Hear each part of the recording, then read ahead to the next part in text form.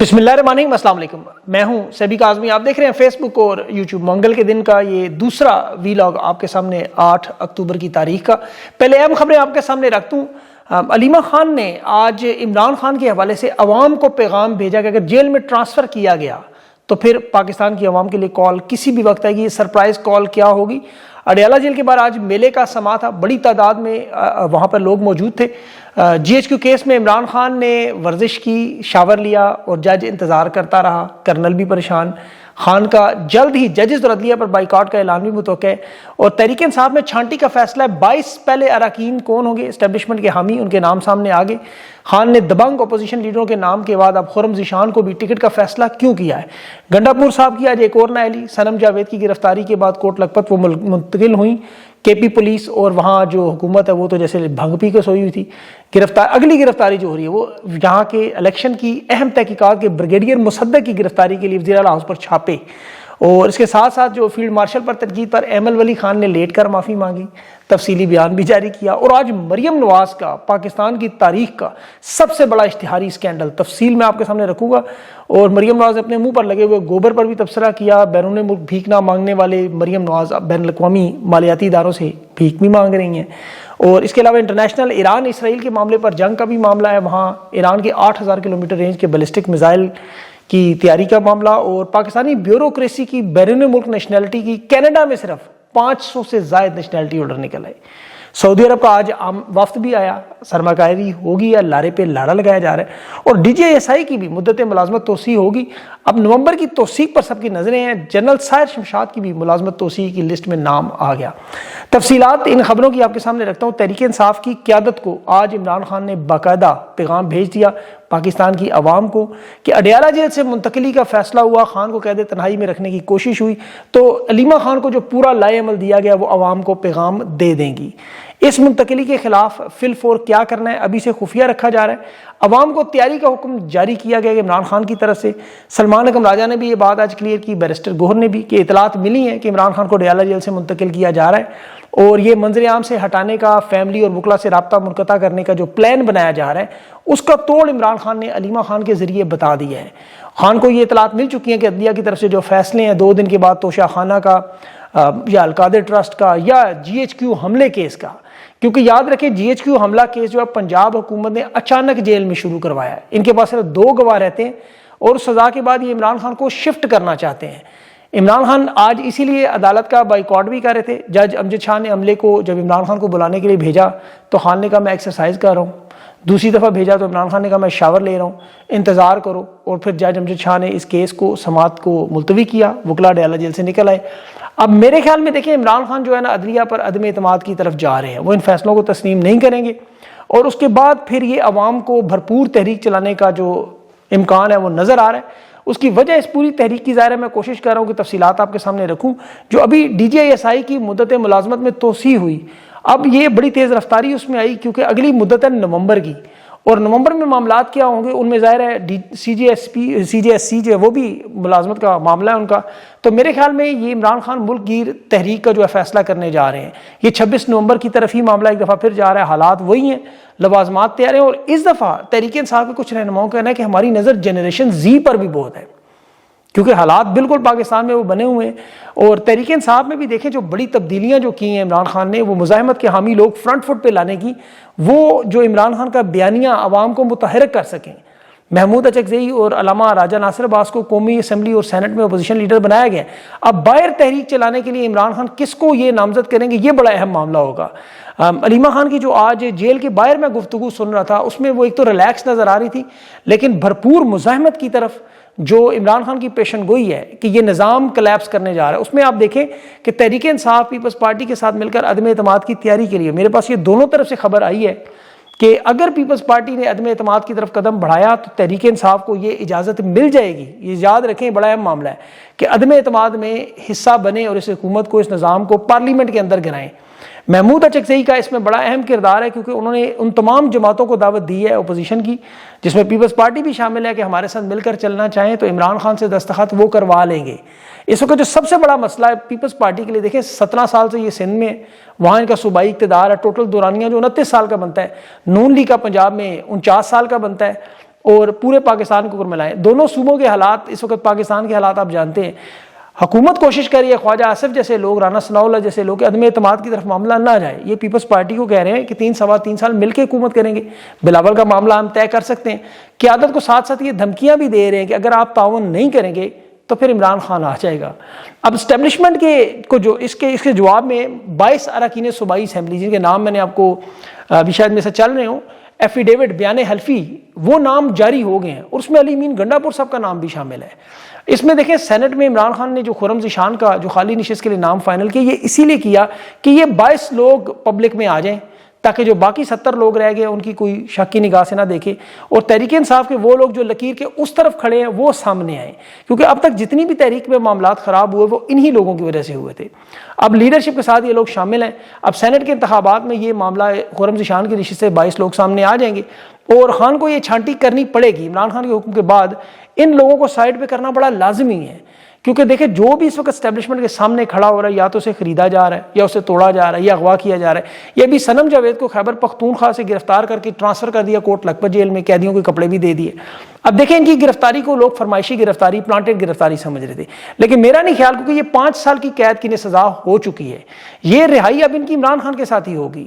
یہ پلانٹڈ گرفتاری کا الزام لگایا نہیں جا سکتا. جب باقاعدہ سزا مل جائے تو اس کے بعد کیس تو نہیں چلنا, مقدمہ تو نہیں چلنا کسی عدالت میں. یہ اب ڈاکٹر یاسمین راشد کے ساتھ موجود ہیں وہاں قید میں, اور یہ اس وقت تک میرے خیال میں قید میں رہیں گی جب تک عمران خان کی رہائی اور باقی تمام رہنماؤں کی رہائی نہیں ہوتی, جب تک یہ نظام نہیں بدلتا.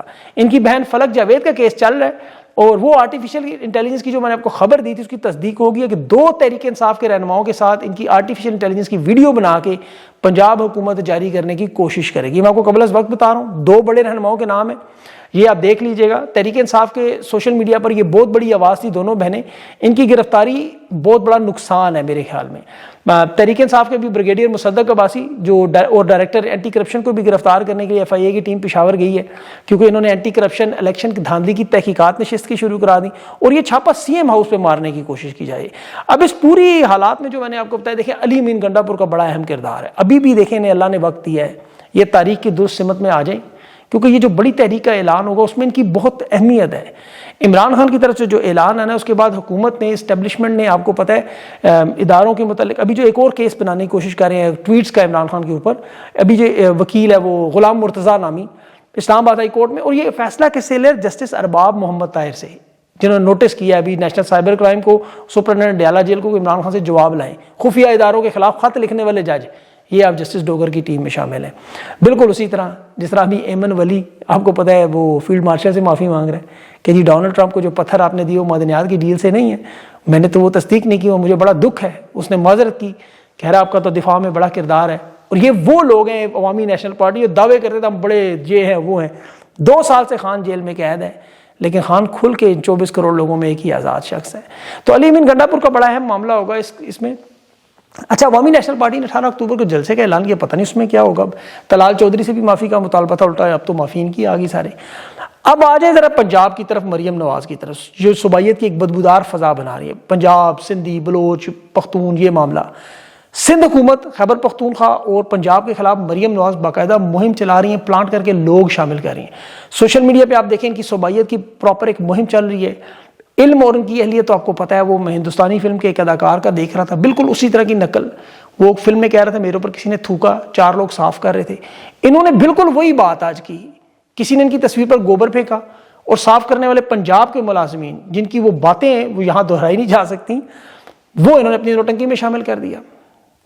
جس طرح, اور یہ کہہ رہی تھی کہ آج ہندوستان اور پاکستان کی میں پہلی خاتون وزیر اعلیٰ ہوں. انہیں پتہ نہیں 1997 میں رنجندر کور بھٹل جو تھیں وہ پنجاب کی وزیر اعلیٰ رہ چکی ہیں, باقاعدہ الیکشن جیت کے آئی ہیں, ان کے پاس عوامی مینڈیٹ تھا. ان کی طرح مہر شرافت کی نشست چھین کے نہیں آئی ہیں. یہ تو جو کچھ کر رہی ہیں اس وقت اپنی مشہوری کے لیے کر رہے ہیں. میں اب ان کو پنجاب حکومت کا اس لیے ذکر کروں کہ آج اتنا بڑا خطرناک سکینڈل جو پڑھ کے میں حیران رہ گیا, پنجاب کے خود اپنے ان کے محکمے نے جاری کیا. آن ریکارڈ بات کر سکتا ہوں, آپ چیک کر سکتے ہیں. ڈائریکٹر جنرل پبلک ریلیشن جو پنجاب ہے, جو محکمہ ان کا تعلقات عامہ کا, اس کی مالی رپورٹ کا بجٹ نوٹ آپ پڑھیں, آپ پریشان ہو جائیں گے کہ کس طرح مریم نواز نے پنجاب میں اشتہارات, سرکاری تشہیری مہم, اس کے لیے جو رقم خرچ کی حکومتی سطح پہ, یہ جو اشتہارات میڈیا کو دیے جاتے ہیں عوامی تاثر کے لیے, سوشل میڈیا پہ جو ان کی مہم چلائی جاتی ہے, اخبارات میں, بل بورڈز میں, یہ سارا خرچہ کتنا ہوا آپ اپنے بال نوچیں, یقین کریں. اور ان کی حکومت کے آنے کے بعد پہلے سال کا خرچہ، اچھا مزے کی بات ہے یہ معلومات انہوں نے اس سال کے جو اشتہارات اس کا جواب مانگا گیا، پنجاب حکومت نے صاف انکار کر دیا. انہوں نے کہا جی بجٹ میں جی ساری انفارمیشن جو آ گئی ہیں وہی دیکھ لیں. وہ آپ دیکھیں تو آپ کا دماغ اڑ جاتا ہے. اس وقت پنجاب سارا ڈوبا ہوا ہے، 45 لاکھ لوگ بے گھر ہو چکے ہیں. ان کی 2025-26 کی رپورٹ میں آپ دیکھیں ذرا، جو اشتہاری مہم، اشتہارات کی مد میں انہوں نے شروع میں 2 ارب روپے رکھا تھا، بعد میں انہوں نے کہا جی کم ہے اس میں اضافہ کریں، 5 ارب کی سپلیمنٹری گرانٹ جاری ہوئی. اور یہ ٹوٹل خرچہ پچھلے سال کی میں بات کروں 2024-25 7 ارب مشہوری میں لگ گیا. اب 2025-26 میں ابتدائی بجٹ انہوں نے 1 ارب 38 کروڑ رکھا، اس میں اضافہ بعد میں کیا انہوں نے، اور وہ اضافہ بڑھتے بڑھتے اب وہ ٹوٹل سارے کا سارا آپ ملائیں. یہ پبلک ریلیشن ڈپارٹمنٹ پنجاب نے خود کہا ہے کہ تشہیر کے لیے یہ 1 ارب 38 کروڑ کافی نہیں، اس میں ہمیں مزید پیسے چاہیے. اب ان 2 سالوں کا آپ وہ ٹوٹل نکالیں مشہوری کا خرچہ تو وہ بنتا ہے 11 ارب 64 کروڑ 60 لاکھ. ابھی سال چل رہا ہے. اور عظمیٰ بخاری صاحبہ کہہ رہی تھی کہ ہم سادگی کی طرف جا رہے ہیں، یعنی 900 چوہے کھا کے بلی حج کو.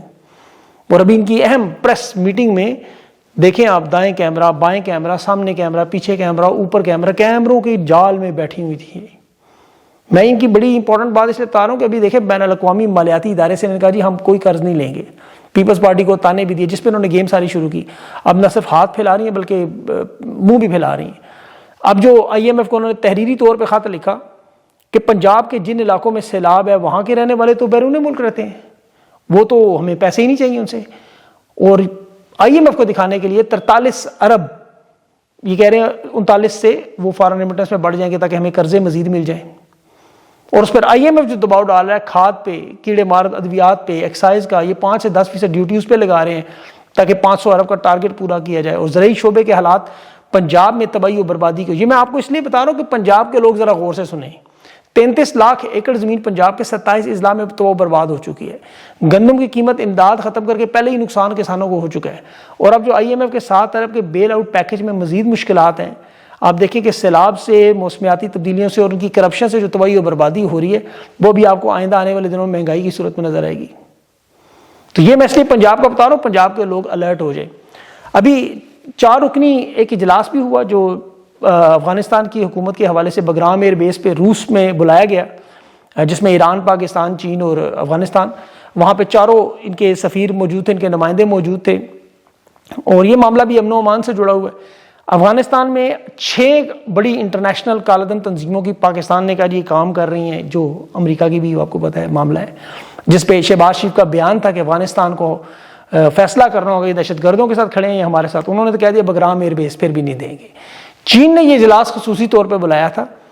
چین نے اس پہ جو رد عمل ظاہر کیا ہے دہشت گردی کی حد تک تو مدد کے لیے تیار ہے، لیکن جو گوادر کی بندرگاہ اور سی پیک کی سرمایہ کاری ہے، ان کے منصوبوں کی معاملات ہیں، اس پہ چین کا بھی بڑا محتاط رویہ ہے. وہ بھی سفارتی اعلان براہ راست نہیں رد عمل دے کے کر رہے. وہ چاہتے ہیں ایک دفعہ پاکستان کی طرف سے معاملہ کلیئر ہو، یہ گوادر پسنی میں جو ٹرمینل دینا ہے اس کے بعد پھر لائے عمل سامنے. چین بڑی خاموشی سے سارے معاملات دیکھ رہے ہیں، بالکل اسی طرح اس طرح سعودی عرب دیکھ رہے ہیں، بڑا محتاط.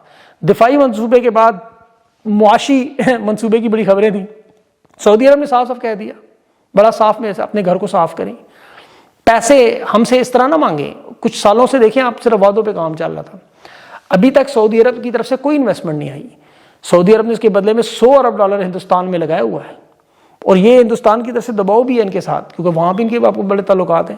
لیکن ابھی یہ معاہدہ ہوا ہے، اب اس میں سعودی عرب کی حکومت دیکھنا چاہتی ہے کہ یہ معاملہ کیا صرف بیانیے سے چل سکتا ہے، ان کو بیانیاں دے دیں ہم اس پہ خوش ہو جائیں گے، یا ہمیں سچ مچ کچھ انویسٹ کرنا پڑے گا. کیونکہ بلومبرگ کی ابھی رپورٹ آئی کہ پاکستان دیوالیہ پن سے بچنے والا دوسرا ملک 22% کے خطرے سے. انہوں نے اسے نمبروں کے ہیر پھیر کی طرح جس طرح واردات کی، بلومبرگ کی اس رپورٹ کو بھی اسی طرح بیانیہ بنایا کہ پاکستان دنیا کی ابھرتی ہوئی بڑی معیشت. مطلب جس ملک میں 42 لاکھ ایکڑ پنجاب کے 27 اضلاع تباہ ہو چکے ہوں، کسان کو گندم کے پیسے نہ مل رہے ہوں، IMF کے $7 ارب کا پیکج مکمل نہ ہو رہا ہو، یہ ساری مشکلات آ رہی ہوں، تینوں صوبوں میں بدامنی چل رہی ہو، تو بلومبرگ مہنگائی کی جو 7% حکومت کے اعداد و شمار بتا رہا ہو، گراؤنڈ رپورٹ تو آپ کو پتا ہے 50% بھی زیادہ ہے. خوراک کی قیمتوں میں معاشی جو خطرات ہیں وہ خود IMF ذکر کر رہا ہو. معیشت 2 سالوں میں 7 دفعہ دیوالیہ ہونے سے بچی ہو، 25 لاکھ لوگ ملک سے ہجرت کر گئے ہوں، اس سے 47 بیرونی کمپنیاں نکل گئی ہوں، SIFC میں 0 انویسٹمنٹ آئی ہو. جی ڈی پی پاکستان کی 38ویں نمبر پر، اور غربت میں پاکستان 52ویں ممالک میں، غربت زدہ ممالک میں شامل ہو، وہاں یہ کہہ رہے ہیں دنیا کی دوسری ابھرتی معیشت ہے کہ قرضوں کی ادائیگیاں نہیں کر سکتے، مہنگائی کرنسی اور کرنسی کی قدر و قیمت اور معیشت کے حالات کو نہیں سنبھال سکتے، اور یہ کہہ رہے ہیں ہم دنیا کے دوسرے نمبر پہ ہیں۔ یہ سارا معاملہ میں آپ کو اس لیے بتا رہا ہوں کہ عمران خان کی جو کال آنی ہے وہ آپ کے معاشی حالات اور ان تمام تناظر میں دیکھنی ہے آپ نے کہ اس کے تناظر میں آپ نے اب پاکستانیوں نے کرنا کیا ہے۔ عمران خان کو تو جو ہی یہ مقدمات کا معاملہ طے ہوگا، عمران خان کی طرف سے کال آ جائے گی پاکستان کی عوام کو نکلنے کی۔ اب خان اسٹریٹجی کیا بناتا ہے یہ بڑا ہے، یہ اس میں انشاءاللہ میں کل آپ کو تفصیل بتاؤں گا، میں اس میں معلومات اکٹھی کروں۔ ابھی میں نے مشن جو درود ہے اس پہ بھی ایک بڑا پراپر انٹرویو کیا ہے صاحبزادہ حامد رضا صاحب کا، اور اس میں بھی انہوں نے کچھ بریکنگ خبریں دی ہیں ایسی۔ میری وہ خواہش اور درخواست ہوگی کہ آپ اسے ضرور چیک کریں۔ میں نے وہ تمام سوالات جو سوشل میڈیا پہ آپ لوگوں کے تھے ان کے سامنے رکھے ہیں آج، اور امید ہے کہ اس میں بہت ساری چیزیں آپ کے سامنے آئیں گی، وہ ضرور چیک کیجیے گا۔ پاکستانی ٹائم صبح 9 بجے ہی لگتا ہے وہ، اس میں ظاہر وہ ٹیم ایڈیٹنگ وغیرہ کر کے لگا دے گی۔ 9 بجے صبح دیکھیے گا، اس میں انشاءاللہ تفصیل آئے گی، اور اس کے بعد جو کال کا معاملہ ہے وہ بھی میں آپ کو بتاؤں گا۔ اپنا خیال رکھیں، مجھے اجازت دیں، اللہ حافظ۔